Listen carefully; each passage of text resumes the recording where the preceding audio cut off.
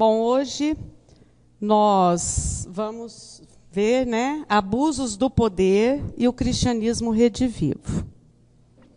3 companheiros aqui, todo mundo já conhece esse trio, né? A Daniela Almeida, a Cléria Bittar e o Mário Arias.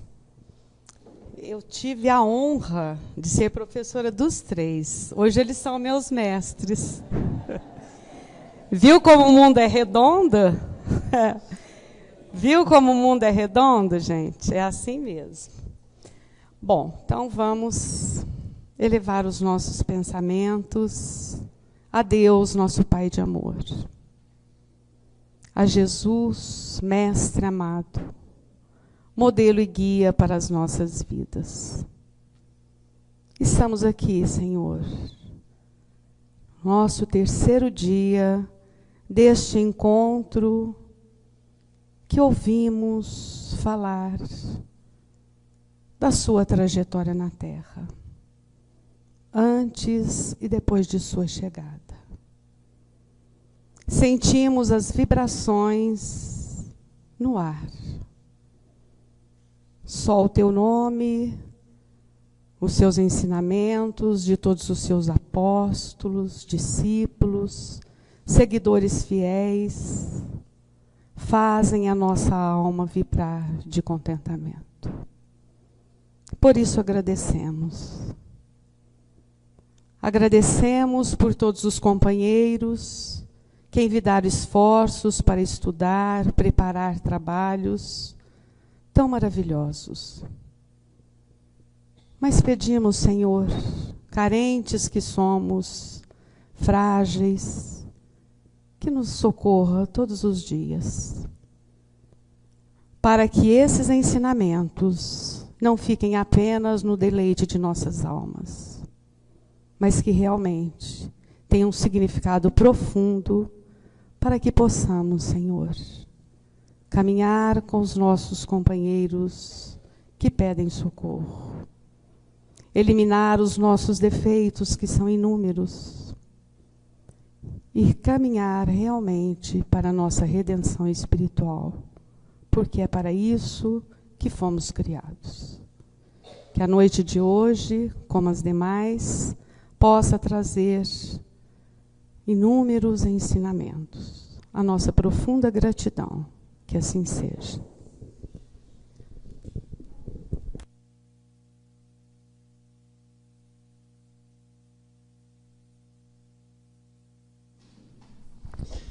Boa noite a todos. É um prazer imenso estar aqui com vocês de novo, podendo participar dessa festa, que é essa jornada anual, né, que já se tornou uma tradição. Nós vamos falar dos abusos do poder e o cristianismo redivivo. E ao falar de abuso de poder, nós vamos falar um pouco em heresia, né? E essa última frase da Marlene, de que nós nos tornamos mestres dela, beira a heresia, né? Porque, no meu caso, para eu chegar na estatura espiritual desses 2 amigos queridos aqui, eu vou levar 2, 3 encarnações. Mas tudo bem, daqui a pouquinho vocês vão entender bem o que é heresia, vocês vão ver o que eu estou falando. Mas acontece assim, é um prazer enorme a gente falar de Jesus Cristo, a gente falar dessa mensagem maravilhosa que Jesus nos deu, que teve a condição de mudar a humanidade. E a nossa proposta nesse estudo dessa noite é, primeiramente, falar um pouco da trajetória dessa que foi a maior e a mais importante mensagem trazida para a humanidade. Nós vamos tratar das influências que essa mensagem teve ao longo do tempo na nossa trajetória evolutiva e vamos também falar um pouco das interferências humanas e espirituais nesse processo, no processo de instalação do cristianismo e no processo do crescimento e evolução dessa doutrina maravilhosa. Nós vamos dividir o tema em 3 partes. A primeira, nós vamos falar do cristianismo primitivo. A segunda, nós vamos tratar da Idade Média.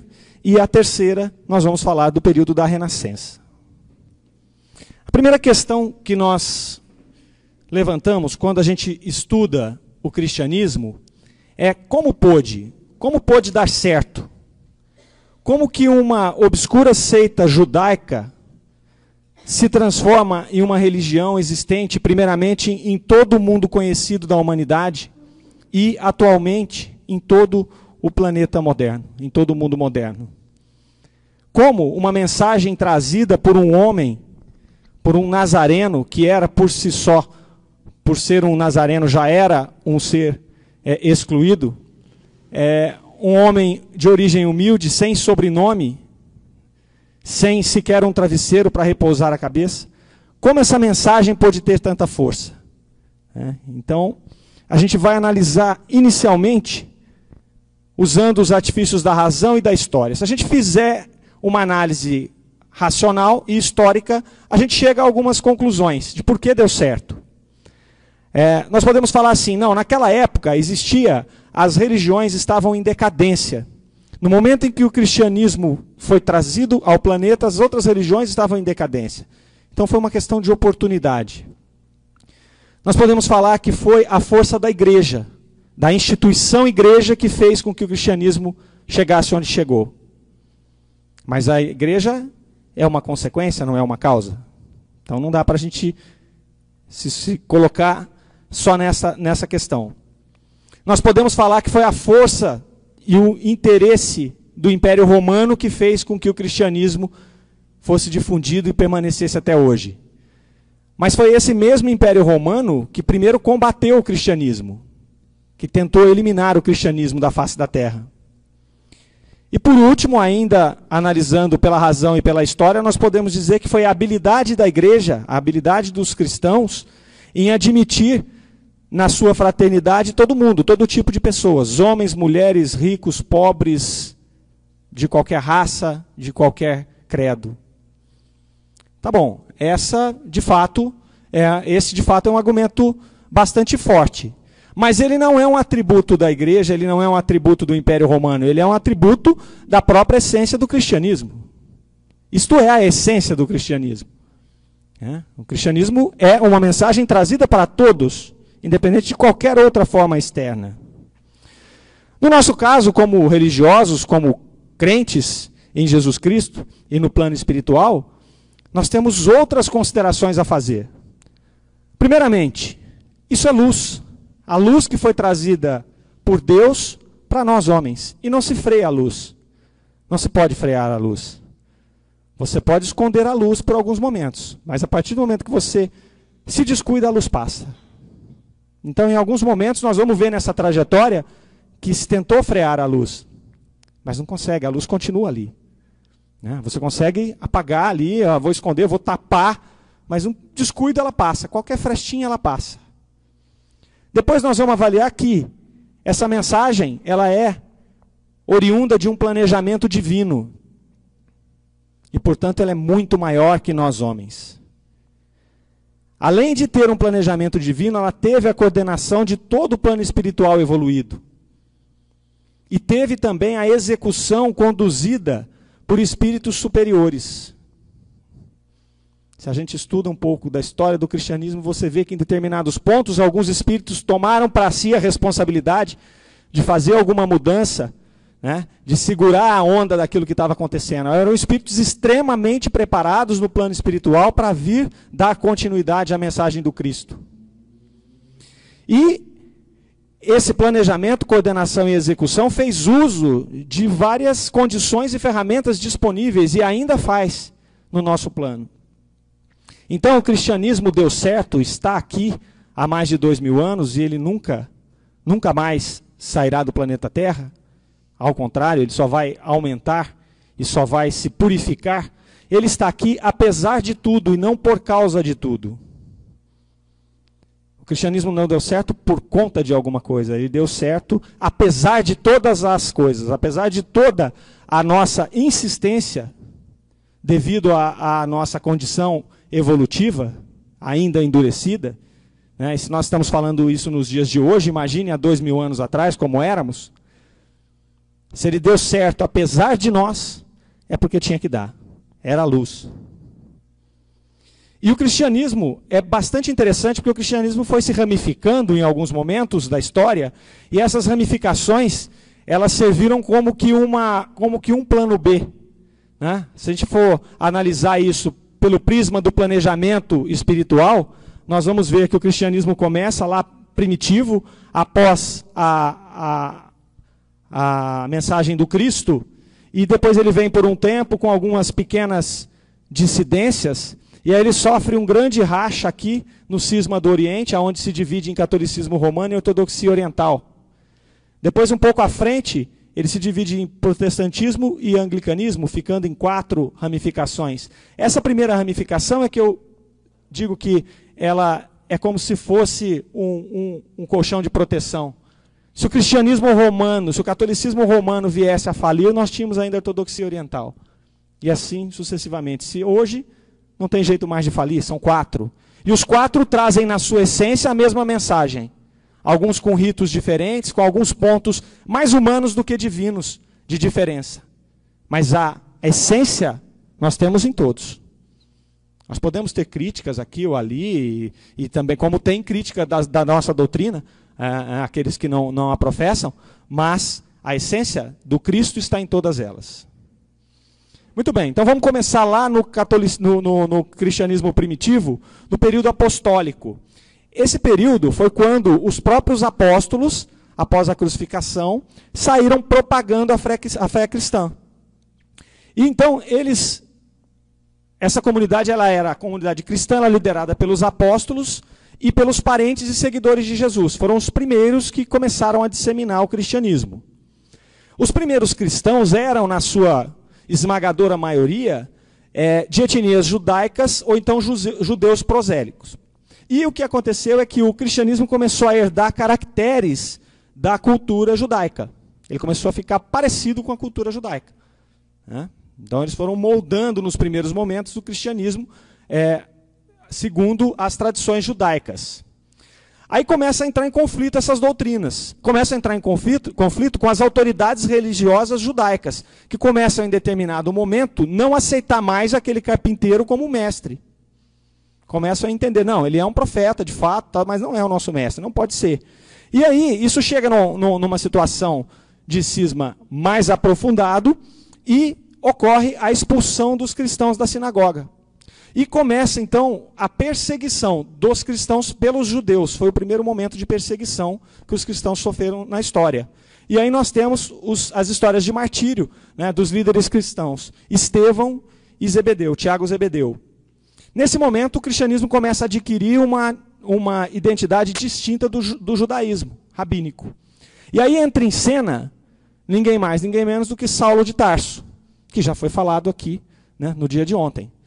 Saulo de Tarso, um doutor da lei, aquele que se empenhou profundamente em eliminar com o cristianismo, em acabar com aquilo que ele acreditava ser um mal para a religião que ele professava.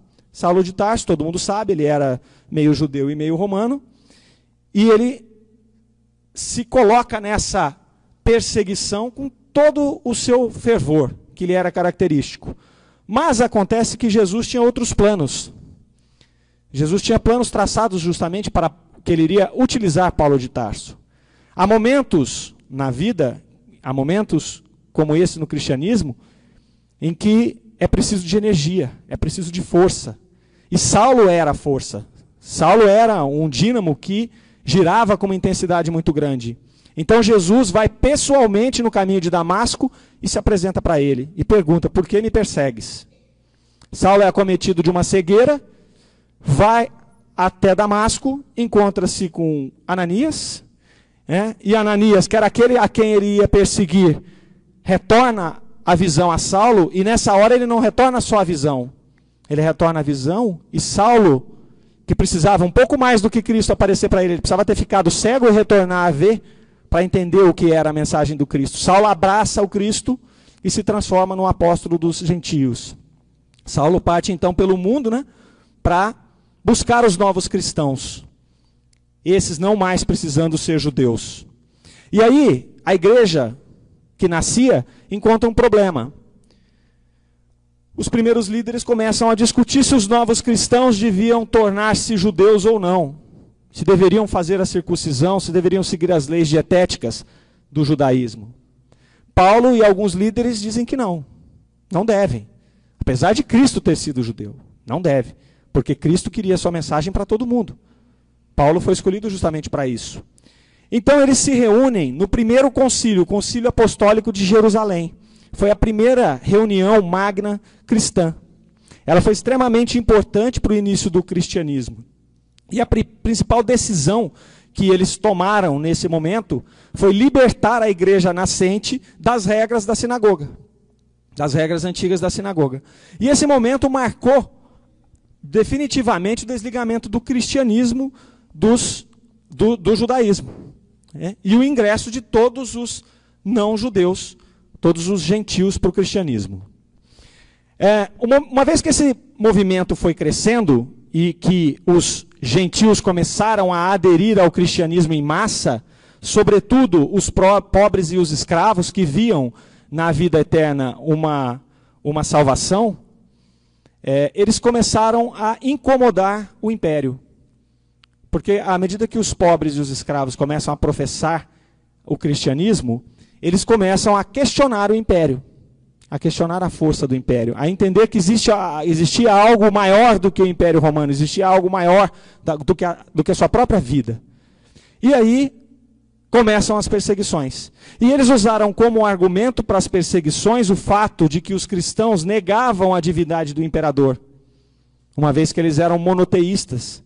Eles não adorariam o imperador como um deus, como os cristãos exigiam que o fizessem. Isso foi um pretexto, porque os romanos não estavam nem aí para o que os outros pensavam. Foi só um pretexto para iniciar as perseguições. E, nesse momento, foram 250 anos de perseguições, onde foram martirizados foram martirizados Paulo e Pedro, né, em Roma, e o volume de cristãos só crescia. Entramos então no período pós-apostólico. O período pós-apostólico vai desde a morte dos apóstolos até o final das perseguições. A igreja começa a se organizar nesse momento, né? Surgem os bispos. Esses bispos inicialmente eles eram nomeados pelos apóstolos, e eles eram pessoas que haviam estudado com os apóstolos e nomeados, segundo os apóstolos, pela intercessão do Espírito Santo. Muito bem.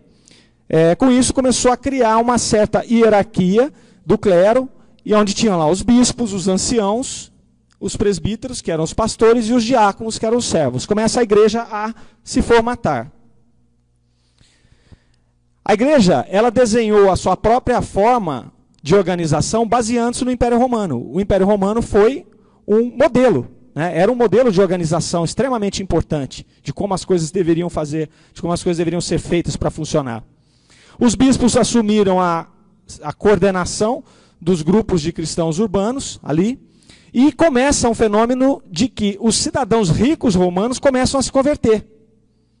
Então aí a coisa começa a tomar mais corpo, porque enquanto eram os escravos e os pobres, isso tinha um peso. Quando os cidadãos romanos ricos começam a se converter, a enxergar naquela mensagem uma verdade, isso começa a criar uma outra dimensão.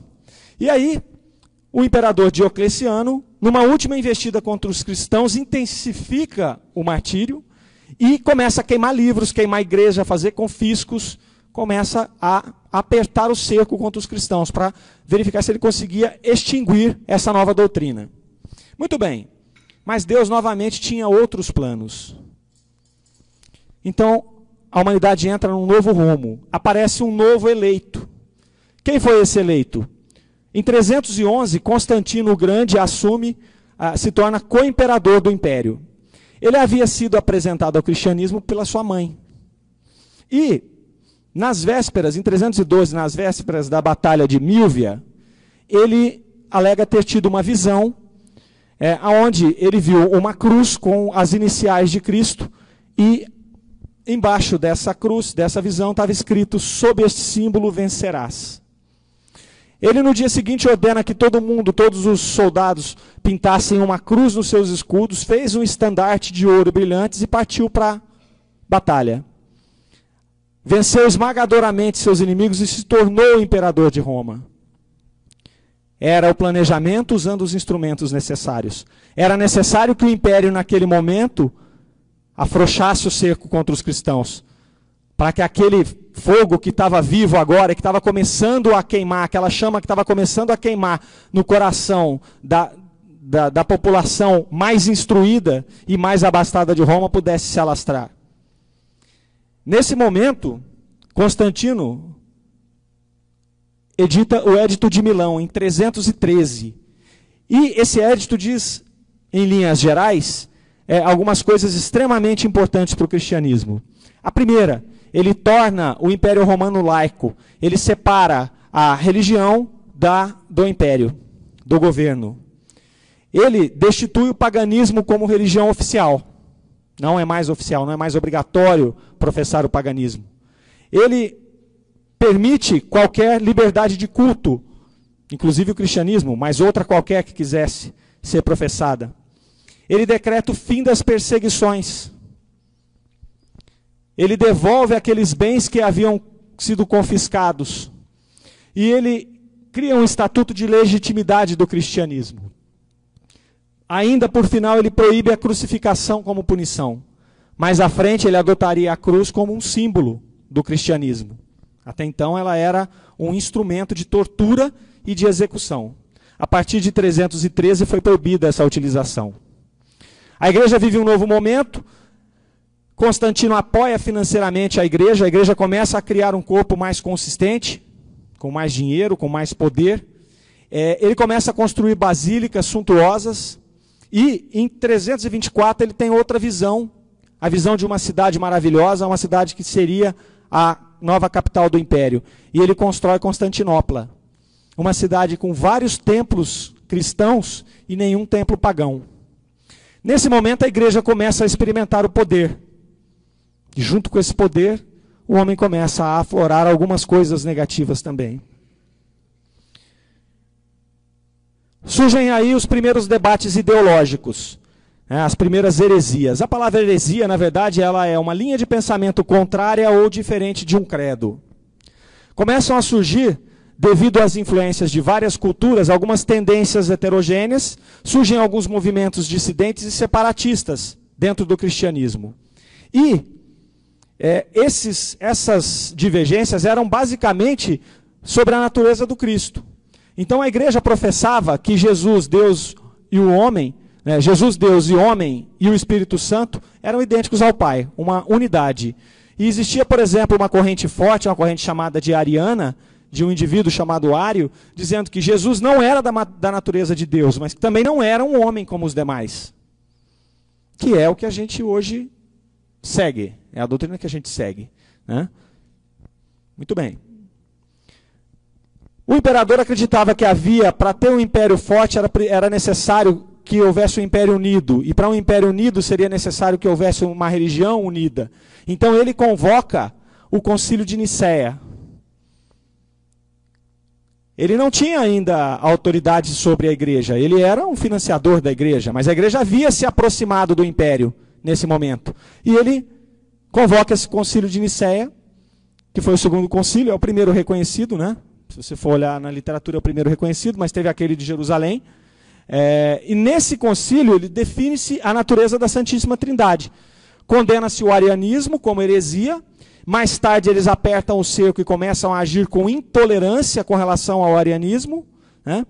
E nesse momento ele aproveita para determinar que o imperador seria irresponsável por impor a doutrina e erradicar qualquer heresia.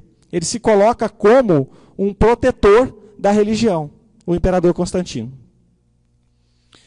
Depois, mais à frente, 2 imperadores depois, porque passaram 2 depois da morte de Constantino, lá em 380, Teodósio I adota o cristianismo como religião oficial do império. Nesse momento, a igreja adota os mesmos limites territoriais de Roma, para poder dar sequência no seu trabalho, na sua expansão. Em 385, Teodósio decreta que todos os que não acreditassem na Santíssima Trindade seriam considerados hereges. E aí começam os exílios, começam as perseguições.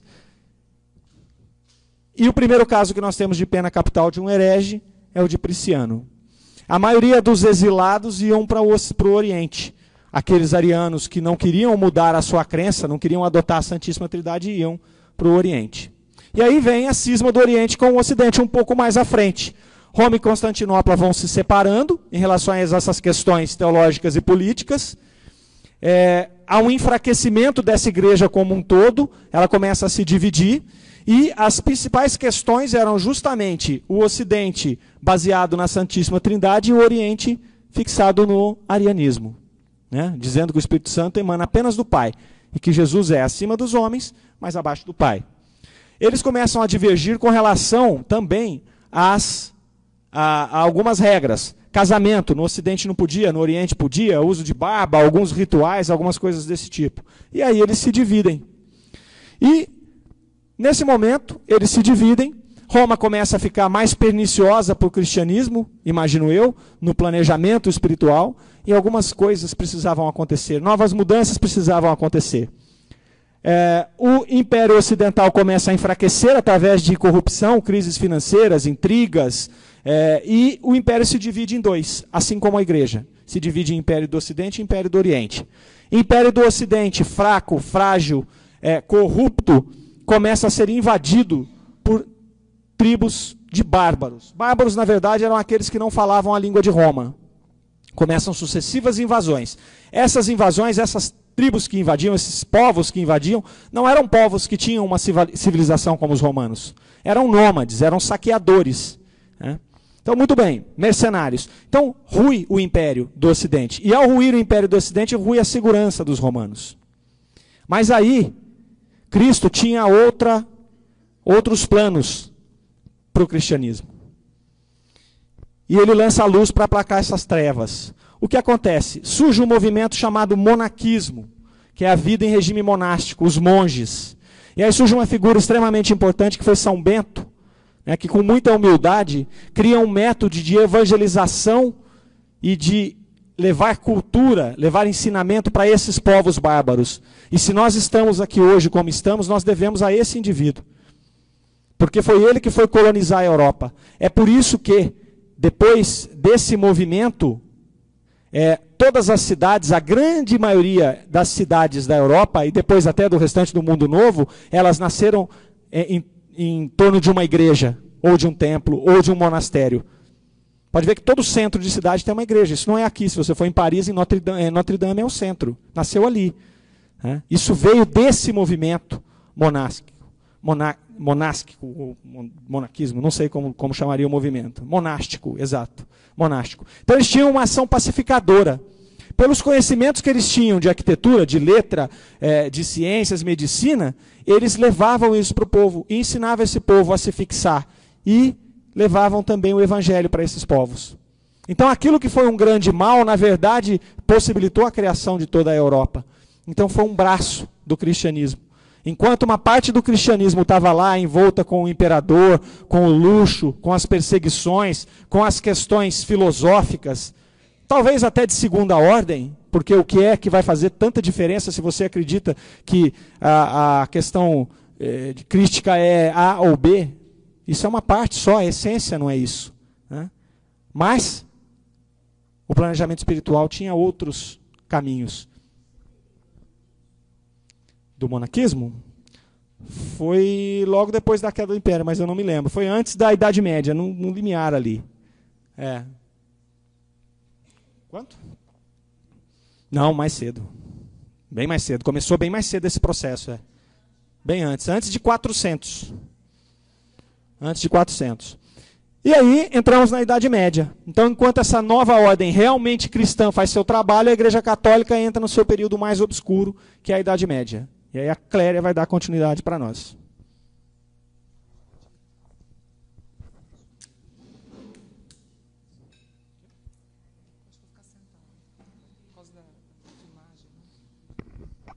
Bom, como disse o Mário, né, ninguém impede a luz, né? Ninguém impede a luz, entretanto, a gente pode escondê-la, né, como você falou, por algum tempo. E quando a gente pensa na Idade Média, foram 10 séculos, praticamente, de luz escondida. Mas, obviamente, que se não dá para frear a luz, dá para escondê-la por um tempo, também a gente tem que entender que, nesse período tenebroso, nessa fase que é conhecida como uma era de falta de luzes, era de trevas, também aconteceu de encarnarem nesse momento pessoas que vieram com o propósito de trazer a centelha, né, divina, a centelha de luz, luzes para esse planeta tão conturbado naquele momento e que, de certa forma, apesar da evolução, né, ainda continua em pleno século XXI, ainda tem resquícios dessa treva, né, talvez não na mesma dimensão, mas ainda luz e trevas ainda se degladiando no espaço, né, para tentar impor uma condição diferenciada de um planeta mais regenerado, caminhando cada vez mais para uma situação de luz, né, de justiça e de amor. Então entramos nesse período conturbado, né, enegrecido, chamado Idade Média. Tá? Como é que passa aqui para frente? É de baixo. E é um período, né, é uma coisa interessante, só fazendo um apêndice, né, dando continuidade à fala do Mário, que quando a gente pensa na figura, por exemplo, de Constantino, que abriu todas as possibilidades para que os cristãos deixassem de ser perseguidos e criando toda a situação de amparo para que as pessoas pudessem livremente professar a sua fé, a gente percebe quão frágil é o humano, né, o ser humano. Porque se no primeiro impulso ele teve essa vontade, esse desejo de proteger aqueles que estavam sendo perseguidos, num momento posterior, talvez por vaidade, aí não me cabe julgar, eu também não sou pessoa, não sou historiadora, então seria leviano da minha parte, mas no momento seguinte, e eu acredito muito nas influências, né, do momento, na situação de talvez de profundo isolamento que viva um governador, ele sucumbiu no sentido de que de protetor passou a dar condições para que o cristianismo, que já estava se edificando então como uma organização hierárquica, a igreja em si, se tornasse a essa condição de perseguidos para perseguidores, né? Isso é muito triste imaginar que uma célula que nasce, que passa por tudo que passou, que começa a se organizar, e quando se alia ao Estado, o Estado primeiro o protege, o Estado primeiro se intitula o Estado laico, mas cada vez mais se aproximando, cada vez mais uma relação simbiótica com essa estrutura hierárquica, eclesiástica, acaba sendo corrompido e corruptor, e corrupto, né? E aí acaba desembocando nesse período que nós chamamos de Idade Média, que é o período das trevas, né? A Idade Média, então, a gente fala que é o período das trevas, porque exatamente essa estrutura hierárquica que deveria ser salvaguardar, né, a espiritualidade ainda emergente, ainda gatinhando das pessoas, não só dos cristãos, mas de todos os seres humanos que povoavam a Terra, acaba, então, por uma questão de reserva mesmo de mercado, eu acho que poderia usar essa palavra, confrontando, perseguindo todos aqueles que se dispunham a trazer alguma coisa diferente ou fazer algo diferente daquilo que esse comando hierárquico entendia como diferente dos seus dogmas, né?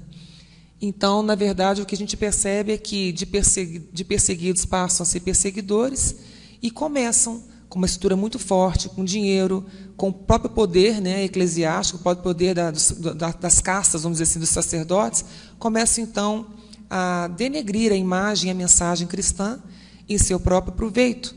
E todas aquelas pessoas que, então, se afastavam daquilo que eles tinham como o certo, daquilo que eles tinham como o que deveria ser contemplado, essas pessoas, então, passam a ser vítimas, né, dessa estrutura tão ignorante, né, tão poderosa, entretanto, tão ignorante. Como havia dito o Mário anteriormente, a gente viu que a criação, lá ainda, né, antes da Idade Média, a criação dessa hierarquia, né, eclesiástica, dos bispos, e daí, para 607, houve, então, a criação do papado, né?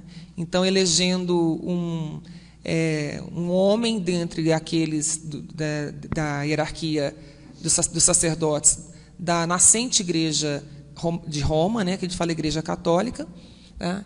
E Bonifácio III, então, passa a ser entendido, então, como o primeiro, depois de Pedro, os católicos assim dizem que Pedro foi o primeiro papa, Bonifácio passa a ser que era um dos bispos de Roma, cria-se a partir da sua figura, a figura centralizadora e hierarquicamente constituída como aquele que estaria acima de todos os sacerdotes, todos os bispos, que é o Papa. Tá? E essa igreja nascente, então, mais poderosa, ela está aliada ao Estado, e o Estado se fortalece também com esse poder que acaba correndo paralelo, mas começa a ditar normas de vida e morte, né, para as pessoas. Então, existe aí uma simbiose, né, uma relação de poder entre essas duas estruturas hierárquicas, o Estado e a igreja. Tá? E a gente vê que, como bem o Mário disse, a hierarquia, então, nascente, ela segue a mesma hierarquia do Estado. Se nós pensarmos no Estado como o imperador, seus ministros, senadores e outros profissionais da área política, né, podemos pensar, então, na mesma estrutura na qual se organiza a igreja, com seus sacerdotes, bispos e papa e outros, né, que também exercem o poder local ou mais regionalizado. E aí surge, né, assim como o Estado tem suas leis, essa igreja nascente cria os seus dogmas. O que são dogmas? São crenças irrefutáveis, são verdades, né, eu coloquei entre parênteses, porque são verdades a partir de um ponto de vista de quem as defende, né, e tornando-as uma verdade absoluta, e todo aquele, né, que contestá-la será tido como um desviante dessa norma, desse dogma, né, sendo acusado ainda ou de heresia ou de apostasia, que nós vamos ver daqui um pouquinho o que significa isso. Né? Mas é interessante que, nesse momento, quando o poder começa realmente a se estabelecer e começa, então, a corromper, as primeiras festas dentro da igreja, as primeiras festas ditas cristãs, elas seguem, né, por mais paradoxal que seja, elas seguem muito dos rituais do paganismo. O paganismo que ela mesma tratou de calar, tratou de colocar assim bem quietinho no lugar dele e até, olha, tem que desaparecer, porque o culto pagão era um culto de adoração a vários deuses. Né? O povo romano era um povo que adorava, cada casa tinha um deus, cada comércio tinha um deus. E a igreja, como seguidora de Cristo e de um único Deus, ela paradoxalmente acaba adotando um modelo de festas, de rituais, muito assentada nas festas, nos rituais pagãos. Se nós pensarmos no 25, por exemplo, de dezembro, que todo mundo cristão comemora o nascimento do Cristo, o 25 de dezembro, naquele momento, era um momento que os pagãos comemoravam o solstício do verão, né? O momento do inverno, no caso, quando o sol se põe mais no pino, né? No alto do céu, e uma série de outros rituais pagãos que foram, à medida que a igreja foi estabelecendo, ela foi incorporando, trazendo esse ritual, dando uma roupagem, uma maquiagem cristã, mas usando os mesmos dias e ritualísticas muito semelhantes. E também vale salientar, né, por exemplo, em Roma, eu estive lá uma vez, né, e em alguns outros lugares nos arredores, muitos templos cristãos foram construídos sobre templos pagãos em Roma, por exemplo, e em outras cidades também. Então, assim, onde se percebe uma arquitetura diferenciada, porque aproveitavam das pedras, da arquitetura, da geografia, e construíam sobre aqueles templos pagãos os templos cristãos. Né?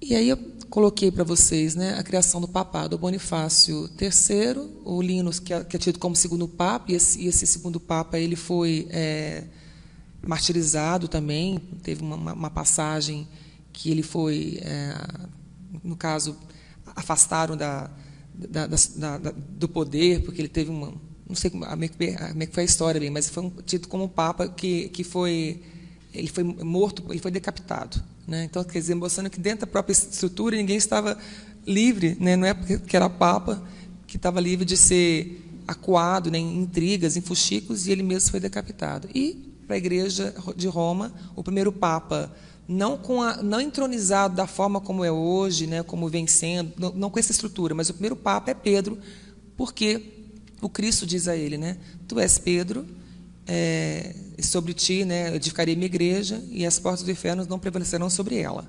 Né, que era a missão de Pedro, o apóstolo, edificar a igreja. Tá?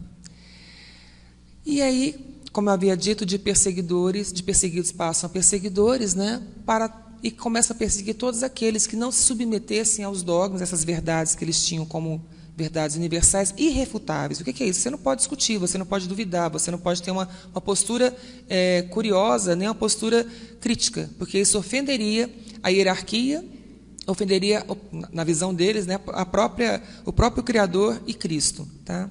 Então, a gente percebe que acaba se criando a condição de uma hierarquia totalmente verticalizada, né, e fazendo com que a palavra, né, que o Cristo veio pregar séculos antes, veio nos trazer séculos antes, fosse totalmente deturpada, e com isso houve total afastamento das coisas do reino espiritual. Né? Passou-se, então, a ter todo um cuidado com a vestimenta, com os paramentos, com os rituais externos, e a palavra foi se perdendo. Basta dizer que apenas esses sacerdotes detinham o poder, né, de divulgar a palavra. As pessoas comuns, as pessoas simples não tinham ninguém tinha a Bíblia ainda, né, não era algo que se tinha em casa. Nós estamos falando de um momento ainda antes da impressão, né? E mesmo após a impressão, só quem tinha essa palavra escrita e depois podia traduzi-la como bem quisesse é quem podia ler, e no caso a hierarquia, né? E não as pessoas comuns como somos, né, hoje. Somente esses homens do clero detinham o poder da palavra, porque eles eram uma fonte, né, segundo a visão deles, né? E claro que, em função disso, a palavra foi deturpada, em função dos interesses mesquinhos humanos, em detrimento das coisas do reino espiritual para coisas do reino do próprio homem. Por isso eu coloquei o reino minúsculo e entre aspas. Tá? E nessa idade, na era medieval, né, que vai de 476 aproximadamente a 1453, então quase aí 10 séculos, né, de falta de luzes, né, a gente é conhecido então como o período das trevas. Houve então um verdadeiro, alastrou-se o terror sobre o planeta Terra, e nesse momento uma crença absurda no domínio de tudo que era sobrenatural, tudo que o homem não conseguia entender, fato da sua ignorância, tudo que depois, posteriormente, a ciência pôde explicar, né? Naquele momento nós não tínhamos uma ciência estruturada, estabelecida com as suas verdades, com o seu padrão, com o seu ritmo, com a sua postura metodológica. Então, tudo aquilo que o homem desconhecia, porque lhe faltava cabedal de conhecimento organizado, que a ciência depois, posteriormente, passa a organizar, ele, então, atribui a forças divinas ou demoníacas. E isso passa a ser, então, a desculpa, né, ou a justificativa para que o poder eclesiástico se organizasse e combatesse aquilo que eles desconhecessem. Né? E, com isso, com esse poder todo, houve, obviamente, um afastamento total dos princípios cristãos de humildade, de compaixão, de misericórdia, de benevolência, né? E abrindo espaço, então, para que houvesse o predomínio daqueles que são os maiores males da humanidade, que são o orgulho e a vaidade. A gente vê isso bem na nossa doutrina, né? Que fala que os Espíritos sempre estão nos advertindo que são os dois maiores motivos de ignorância e que geram todos, pai e mãe de todos os males e todas as desgraças que acometem a humanidade. Tá? E o auge desse período tenebroso é quando se institui o Tribunal da Santíssima Inquisição. Isso deu-se no ano de 1231, no pontificado de Gregório IX, que quem quiser conhecer um pouco isso de um outro lado e ficar arrepiado com a história, leia Libertação, de André Luiz, que eu acho que é um dos livros que eu mais gosto.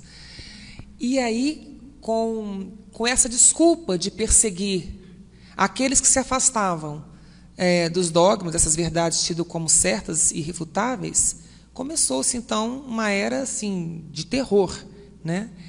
As pobres pessoas que eram acusadas de feitiçaria eram enviadas à fogueira santa. E é interessante como é que algo que pode trazer tanta dor, tanto sofrimento, pode ser santo, né? Mas a finalidade de queimar os corpos dessas pessoas era livrar a alma dessas do pecado. Então, assim, eles acreditavam que não era só jogar na fogueira, tinha todo um ritual de tortura.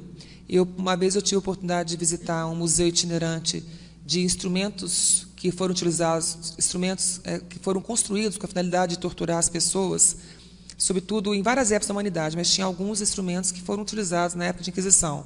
Eu saí muito mal desse museu, porque realmente a capacidade de imaginação, a criatividade humana não tem limites. E eu ficava imaginando como é que pode alguém colocar a sua engenhosidade, a sua inteligência a serviço do mal. Então, são instrumentos que vocês puderem imaginar de madeira, de ferro, de tudo, para poder destraçalhar corpos, né? E com que prazer ver essas pessoas gritando, ensanguentadas, torturando-as, para depois pedir, né, aliás, ordenar que essas pessoas abjurassem de sua crença ou do seu posicionamento, para depois queimá-las na fogueira santa, porque queimando corpos eles acreditavam que estavam queimando almas, né, livrando-as do pecado, né? Algumas pessoas que eram tidas como hereges ou acusadas de feitiçaria ou de bruxaria, tá, tinham algum bem. E essas que tinham algum bem, algum pouquinho de terra, esses bens, obviamente, que eram confiscados e mantidos pela igreja. Tá? E essas pessoas que mantinham esse intercâmbio com o além, né, são o que hoje nós chamamos de médiuns. Precisamos lembrar, entretanto, que a palavra médium e mediunidade só veio ser conhecida, não a mediunidade como fenômeno. Tá? Eu estou dizendo a palavra. Ela vai ser cunhada.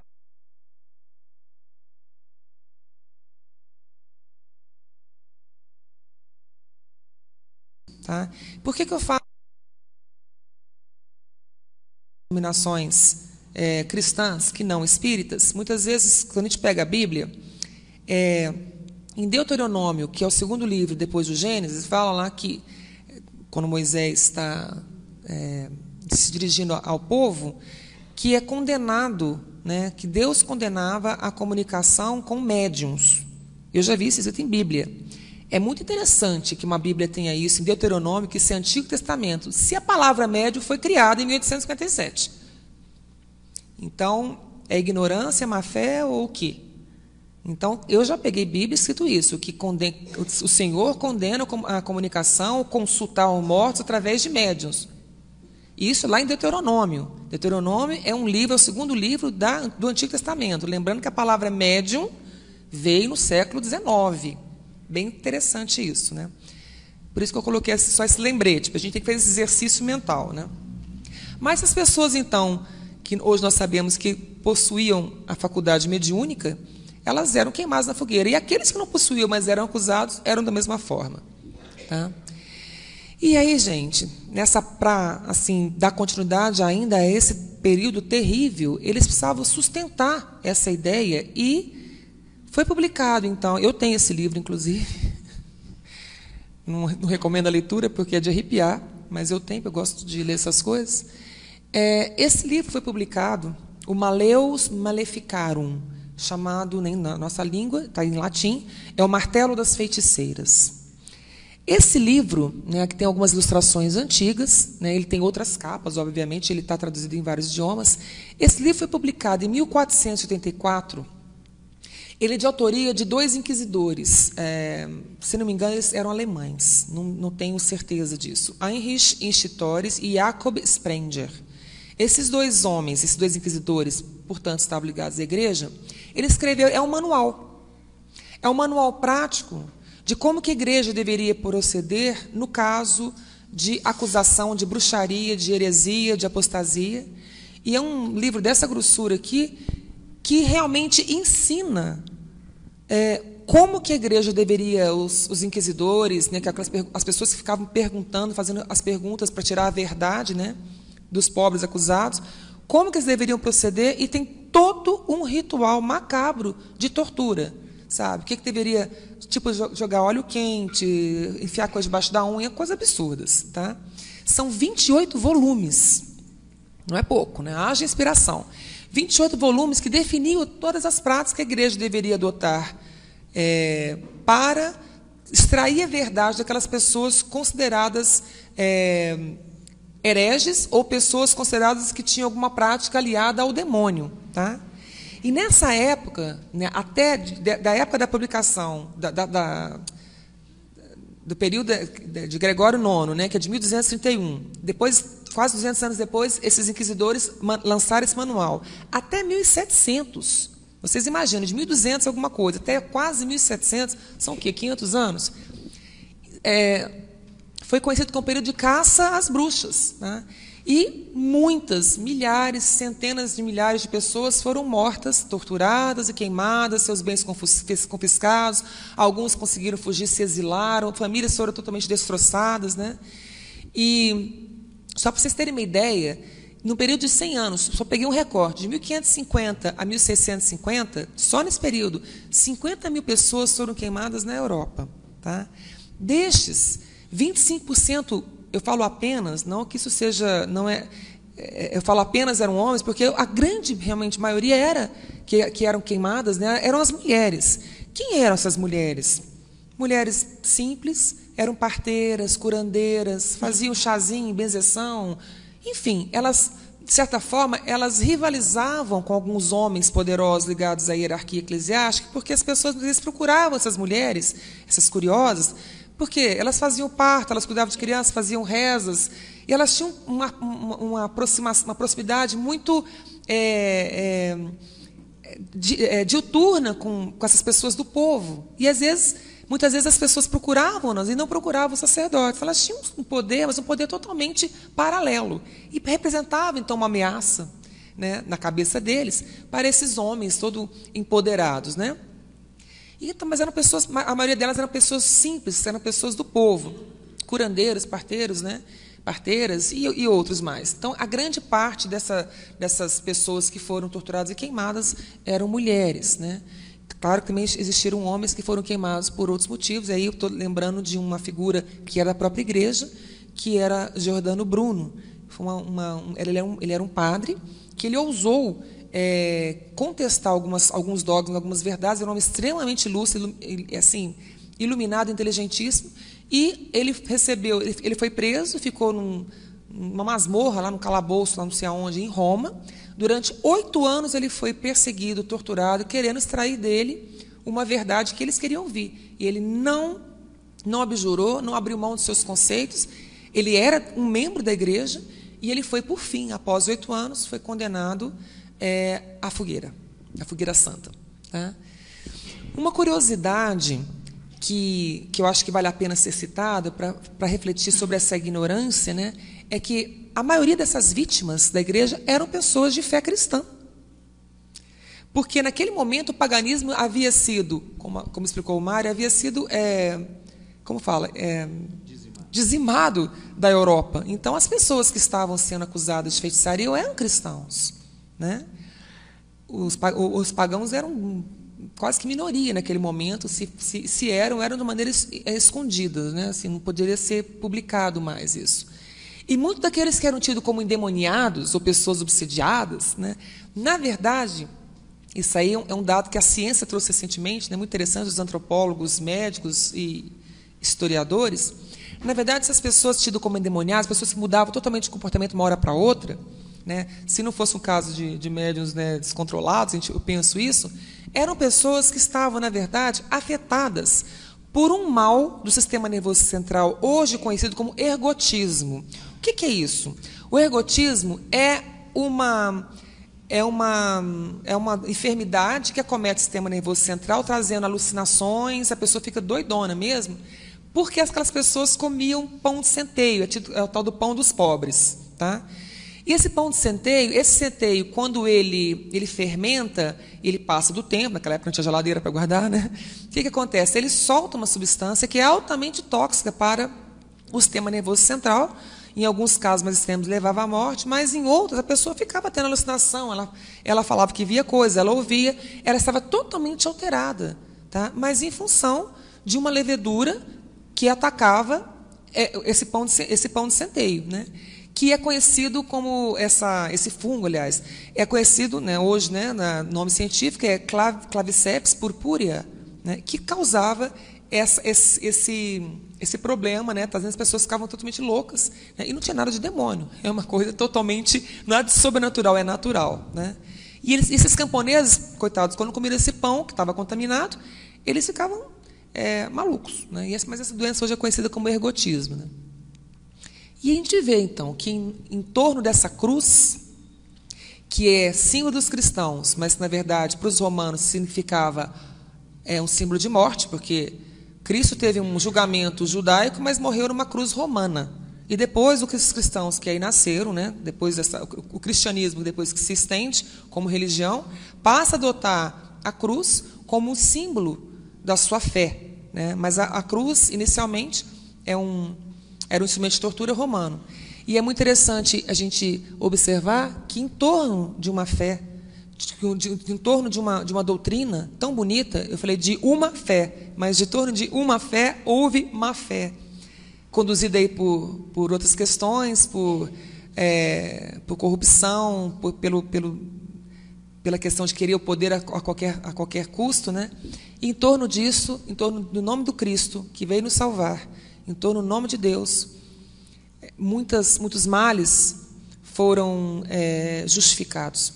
Muitas pessoas sequiosas por angariar poder, aumentar a sua terra, né, o seu espaço geográfico, usaram das bandeiras, né, ou da Inquisição, ou das Cruzadas, que ainda foi pior, né, para poder aplacar e afastar uma fé diferente da sua, em nome desse Cristo, dizimando aí dor, morte e violência, intolerância. E o Cristo, como o Cordeiro Divino, o manso Rabi da Galileia, veio nos presentear com a sua vida, com a sua encarnação, trazendo exatamente uma mensagem oposta daquilo que esses homens acabaram por fazer, quando mal utilizaram a palavra e a frase divina, né, e o verbo divino. Mas sabemos que também, nesse mesmo período, né, trevoso, figuras de luz, como Francisco de Assis, né, ele lembrou de São Bento, está lembrando de São Francisco de Assis, como uma Joana d'Arc, que também conviveram, e também teve morte, né, também teve morte na fogueira. Só citando dois exemplos que viveram nessa época, pessoas que encarnaram silenciosamente, outros que tiveram nome e que a história reconhece como essas duas figuras, Francisco de Assis e Clara e Joana d'Arc, e outros, Bernardo, também próximo de Assis, e outros tantos seres que vieram no período de treva trazer essa centelha de luz. Quem julgava quais eram os critérios do julgamento da Inquisição? O Malleus Maleficarum fala. Quem que julgava essas pessoas para ir para a fogueira? O que eles diziam? Proibimos especificamente os senhores legisladores, que é quem fazia as leis, e seus oficiais julgarem, seja de que modo for, as pessoas por esse crime. Que crime? De heresia ou de bruxaria. Já que esse crime é da esfera da igreja, da esfera eclesiástica. Mas é contraditório, porque no mesmo livro, manual, fala lá para frente, fala assim, que sejam entregues aos seus próprios juízes. Em verdade, as pessoas acusadas, elas eram julgadas duas vezes, pela igreja e pelo braço secular, tá? Pelos dois tribunais, o tribunal da igreja e o tribunal dos juízes comuns, tá? Pelo bispo metropolitano e pelos juízes comuns. Depois que a igreja fazia o que tinha que fazer, depois das torturas, das inquisições, ela entregava já o corpo, né, porque já não tinha mais nada ali, para que o juiz comum, né, o braço da lei secular, aplicasse a pena, porque eles diziam que não podia sujar suas mãos de sangue. Os condenados eram posteriormente então entregues à justiça comum, depois não sei do que, a sua carcaça, né? Quem eram acusados, então, as pessoas bruxas, os pagãos, os judeus, também em determinado momento foram os judeus também, os apóstatas e os hereges. Qual é a diferença de apostasia e heresia? O herege é todo aquele que contrariava a fé e os dogmas da Igreja Católica. E o apóstata era pior. Os apóstatas eram aqueles que abandonaram a crença em Deus. O cara falou que não acreditava mais em Deus, em Cristo, ou na religião católica, ele era um apóstata. Porque para eles a única verdadeira religião era de Cristo. Então, enquanto um abandonava a religião, Deus e Cristo, o outro contrariava, os hereges, contrariava apenas os dogmas da igreja. Não importava, os dois tinham o mesmo final, fogueira. Tá? E entramos, então, posteriormente, numa época em que os valores morais, artísticos, espirituais tomam outros ares. E aí fala a Dani.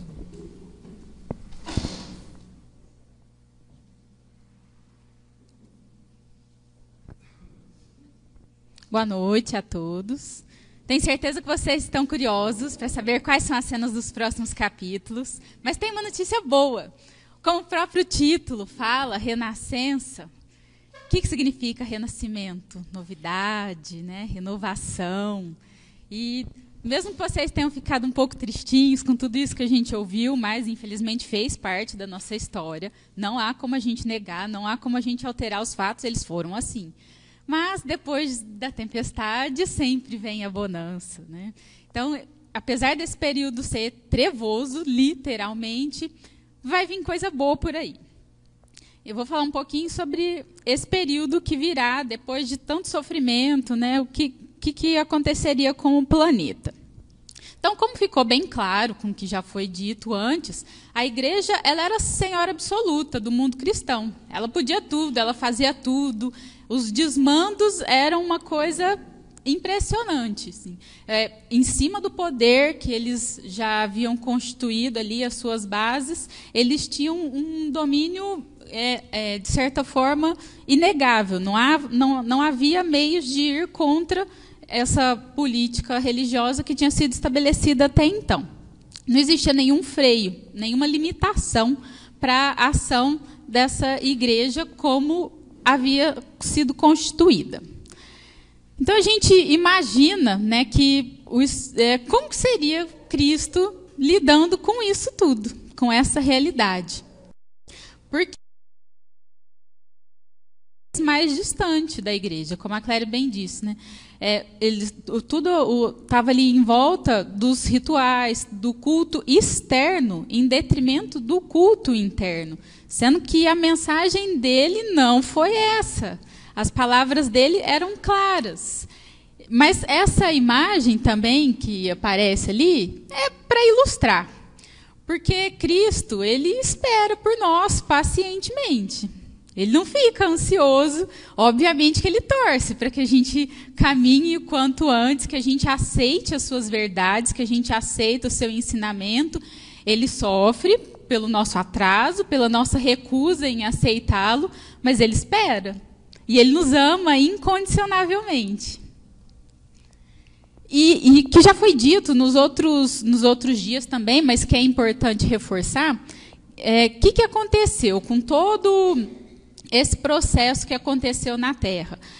Estabeleceu-se uma ideia de temor a Deus. As pessoas ficaram muito tementes, né? A gente até usa o termo, fulano é temente a Deus. Não faça isso, senão Deus te castiga. Deus está olhando isso. Sempre ficou muito forte no nosso imaginário essa imagem do Deus. Como seria a face, né? Nas pinturas da época? Como que Deus era retratado? Sempre bravo, carrancudo. Seria um Deus vingativo, sendo que a realidade não é essa.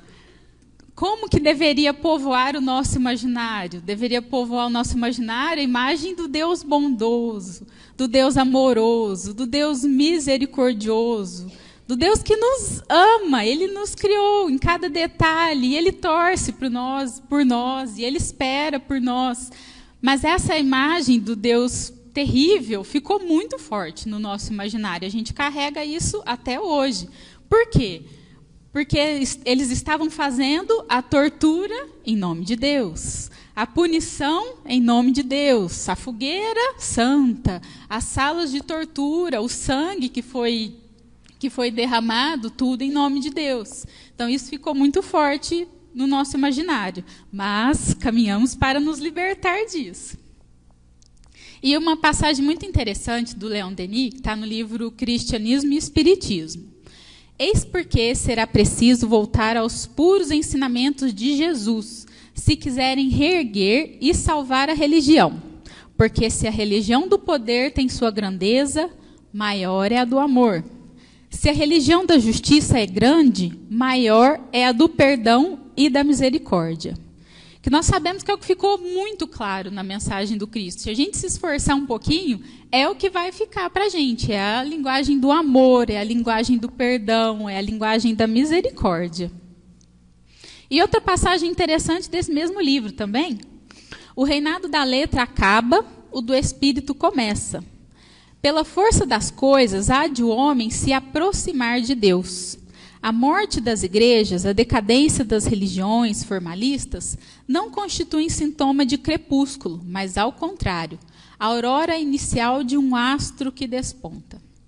Então, tudo isso que aconteceu com a igreja, que aparentemente, assim, num primeiro momento, a gente fala, nossa, mas que tristeza, né? Para que tanto sofrimento? Não, é porque era um crepúsculo, talvez inevitável, mas seria o início de uma luz que viria por aí. Por quê? Porque a gente não pode esquecer nunca. A bondade divina sempre se faz presente. Isso é uma verdade irrefutável.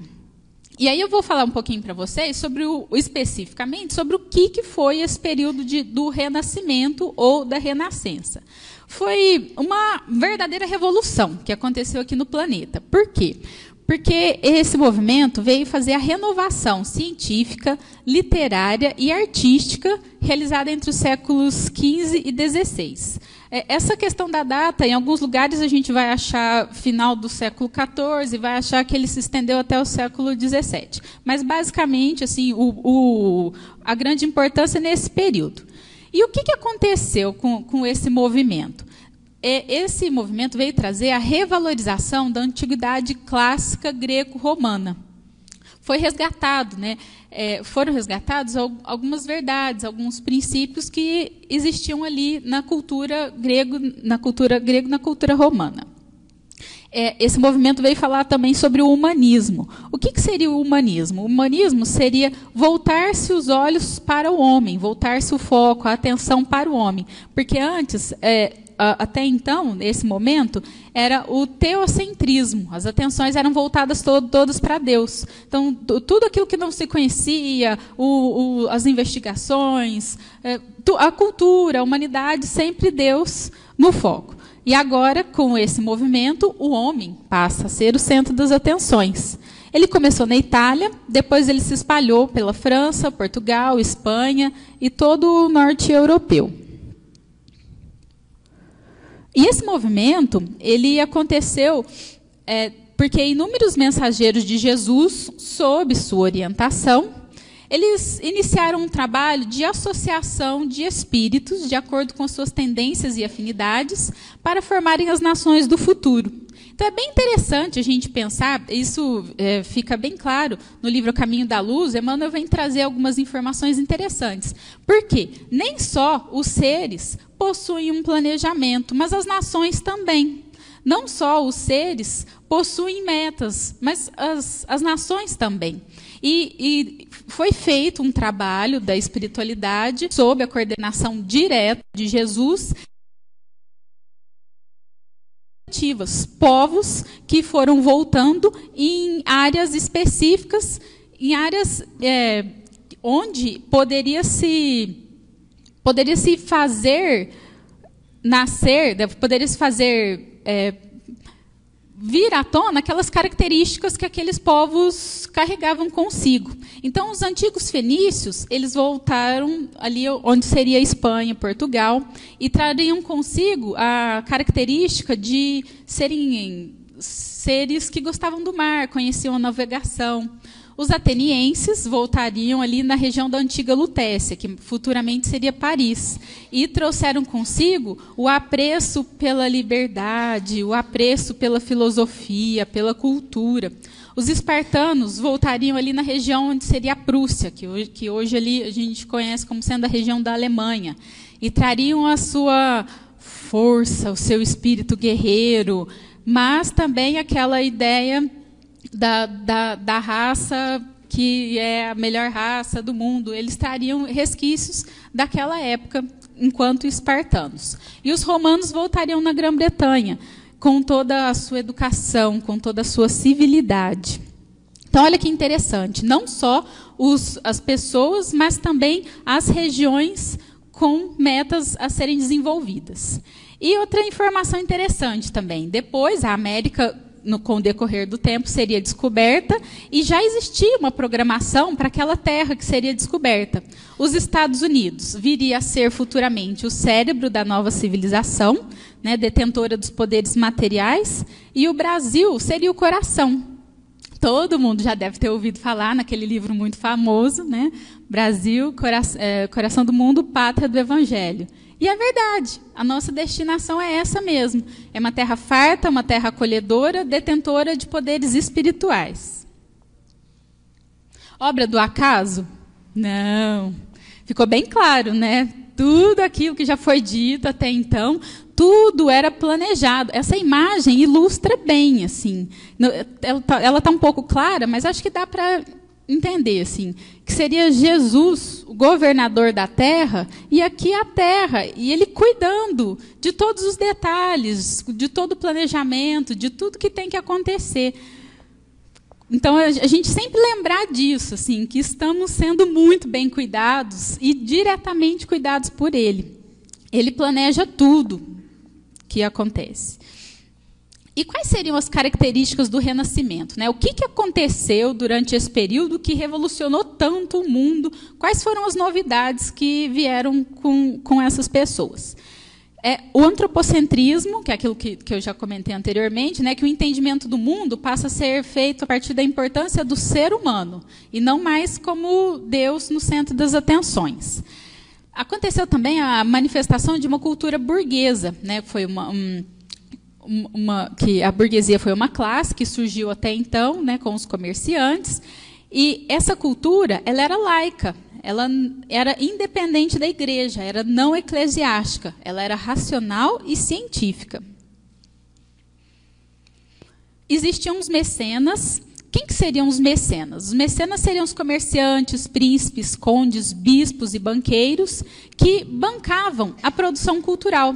Eles investiam dinheiro para que a cultura eles fomentavam a cultura. Por quê? Porque eles buscavam reconhecimento e prestígio. É questionável?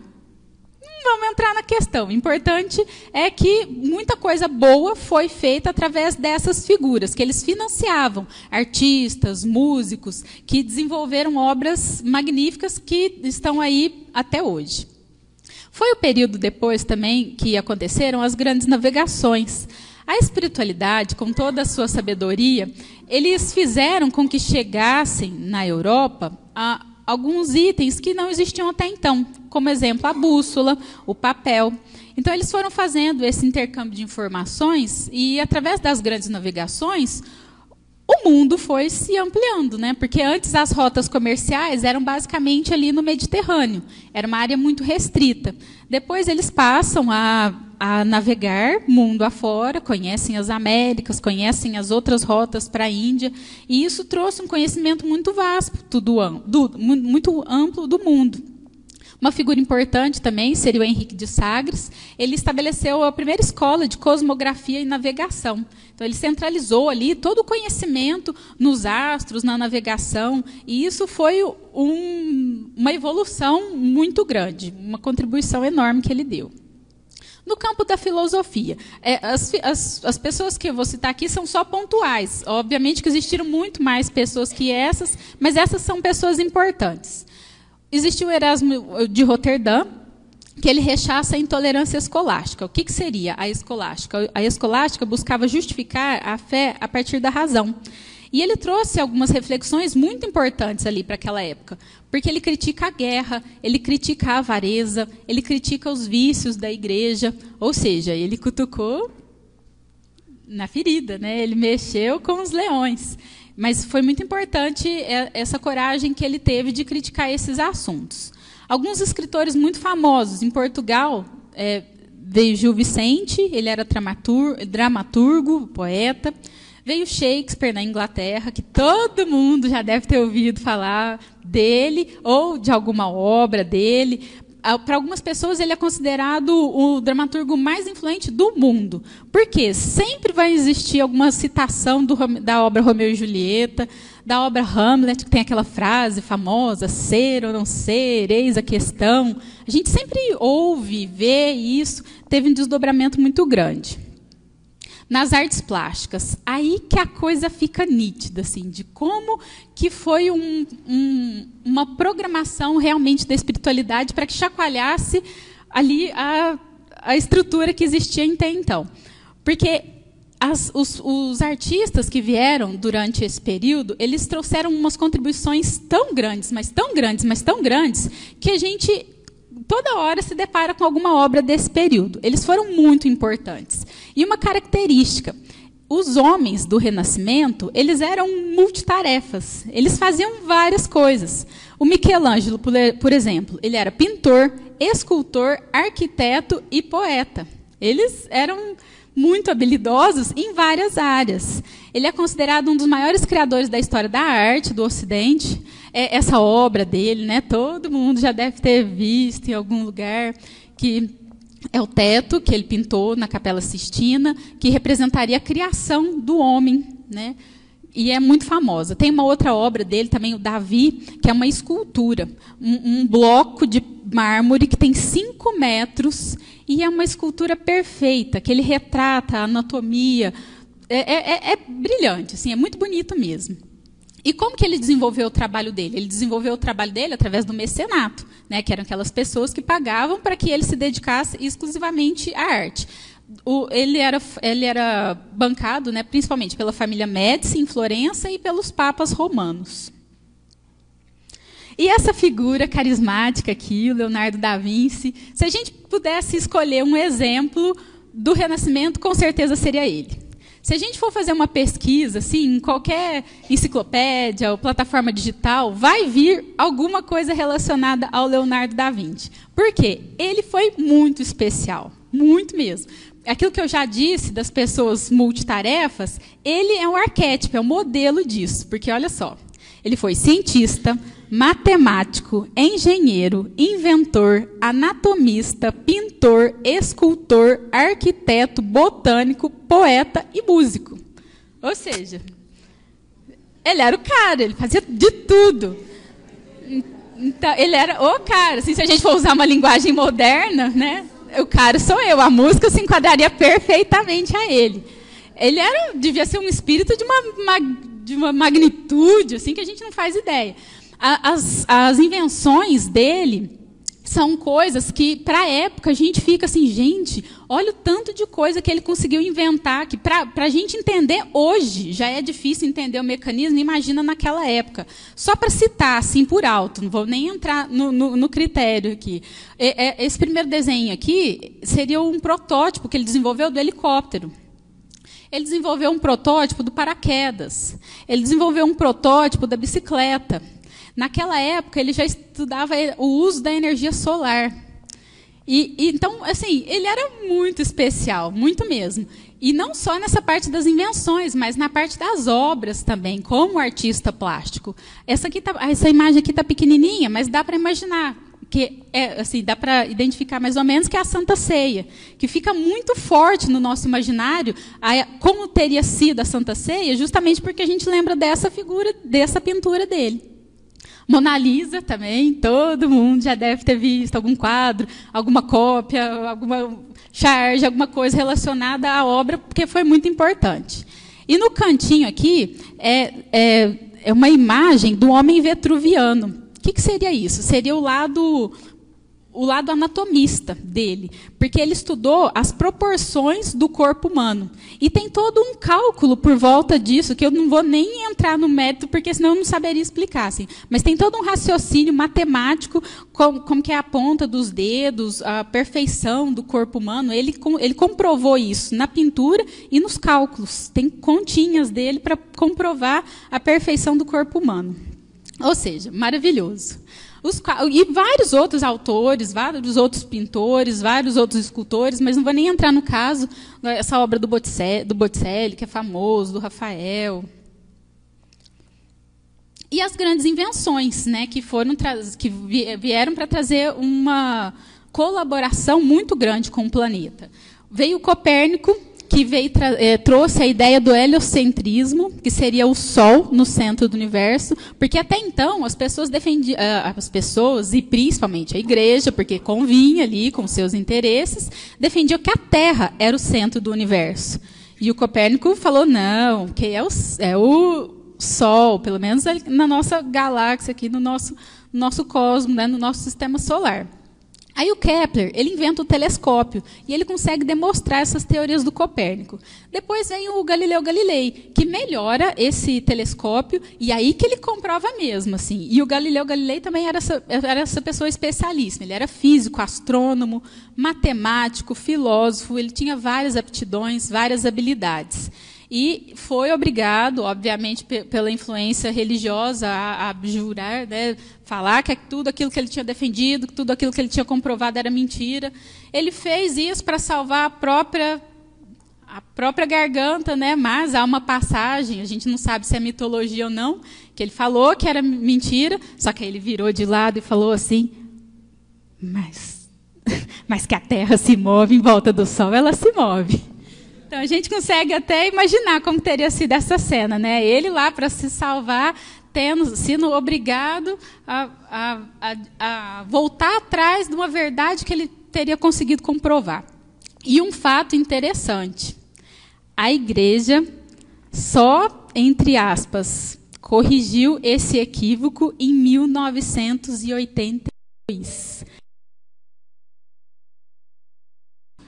Olha quanto tempo se passou, a igreja insistindo, e até então, eles, assim, ainda bem, nunca é tarde para voltar atrás, mas sob a alegação de que tinha sido um feliz equívoco entre o cientista e a igreja.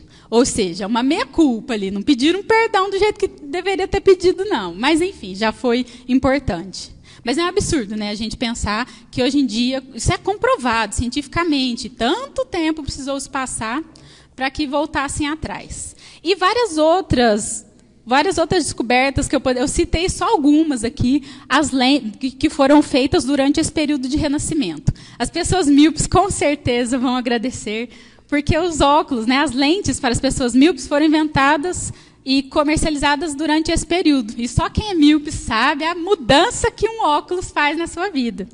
Então, é muito importante. A imprensa, né, veio o Gutenberg e criou a imprensa com as letras móveis. E o que isso possibilitou? Possibilitou a confecção de livros. Mudou a cultura do mundo. Porque antes os livros eles eram copiados, eram manuscritos, eram só os monges que faziam isso. Devia ser muito demorado, era muito restrito, era muito restrito, muito fechado, muito exclusivista. E com a imprensa, ele consegue popularizar os livros e a cultura. Outra invenção que hoje a gente imagina, a gente não consegue imaginar como seria o mundo sem ela, mas as descargas de banheiro foram inventadas nessa época.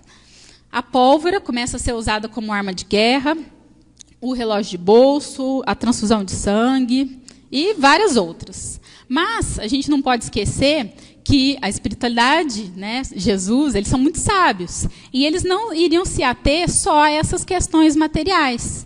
Seria interessante, seria importante também, e principalmente, a reforma da igreja. Por quê? Porque ela estava desviada do caminho cristão. Então, o plano invisível, com os seus mecanismos perfeitos, determinam a vida ao mundo de missionários. E esses missionários fariam com que fosse possível voltar o foco para aquilo que era importante. Aí vai surgir a figura do Lutero, que foi uma figura importante para o que viria a ser chamado de reforma protestante. Ele questionou vários princípios da Igreja Católica, como a venda de indulgências. Ele traduz a Bíblia para o alemão, porque até então as Bíblias eram todas em latim, e nessa altura do campeonato, poucas pessoas falavam latim. Então, ele teve essa preocupação de traduzir para a língua corrente, para alcançar a maior quantidade de pessoas possível. E depois veio o Calvino. O Calvino, ele era francês, e o Calvino era um pouco mais radical. Ele achava que, do jeito que estava, a igreja não tinha conserto, tinha que começar tudo de novo, ou mudar totalmente as estruturas. Mas, assim, nós não vamos entrar aprofundar nesse tema, mas porque são só figuras emblemáticas. Várias outras figuras foram surgindo depois disso, mas já nasceu ali aquela sementinha do final do título do nosso trabalho, né, da restauração do cristianismo. E, para encerrar, eu gostaria de deixar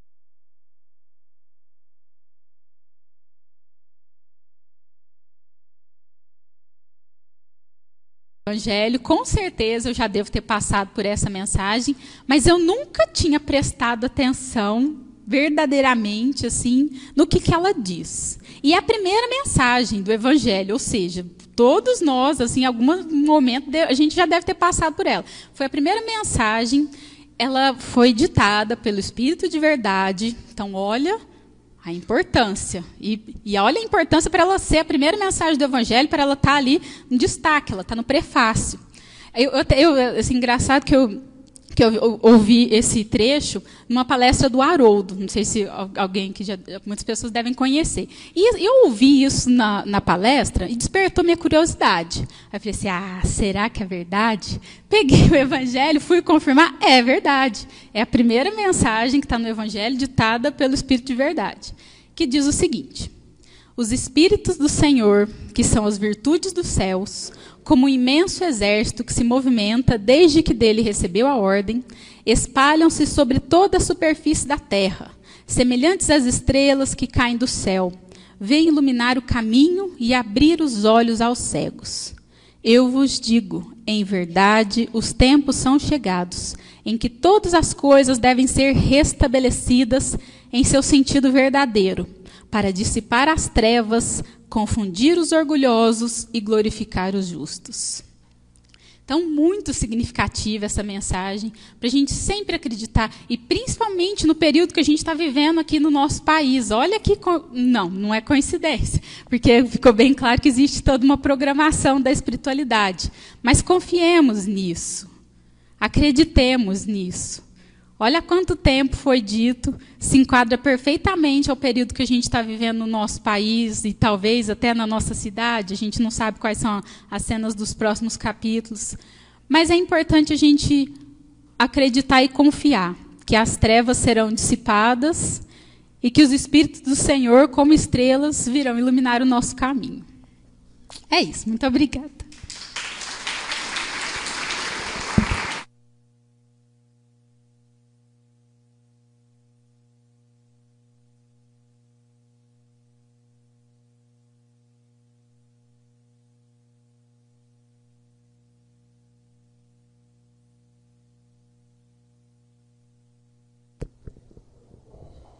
Sem comentários, né?